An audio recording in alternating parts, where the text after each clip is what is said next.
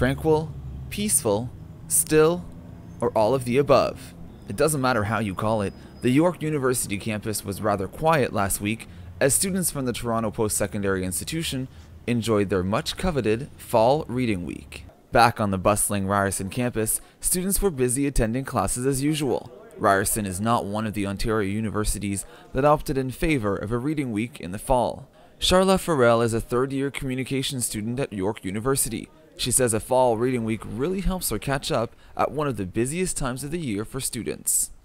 Honestly, it's amazing. You get like this week off that's dedicated for reading, which obviously it's pretty key because you get to do all your readings and you can actually do your work ahead of time for other courses. The outcomes of a fall reading week seem very positive from what we've heard here on campus at York. But back at Ryerson, students have asked for a long time now why only certain schools have access to those extra 4 days off right after Thanksgiving weekend. The most important issue is involving accreditation, and these are standards that are set by professional bodies, for example in engineering and nursing, that require the university to have certain number of hours of instruction. And if those hours are not met, then they could take away the professional accreditation.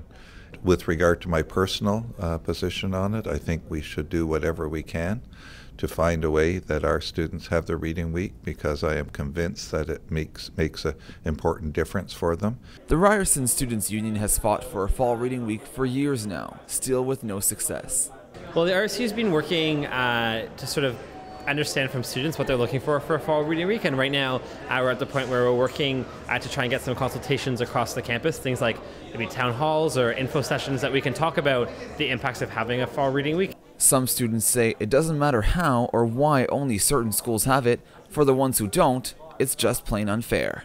How come one university in Toronto gets a reading week, but everybody else doesn't get that added benefit? I'd be really pissed off if I was a Ryerson student. I would put my money on it will happen, but don't take my bet if you're not a risky person.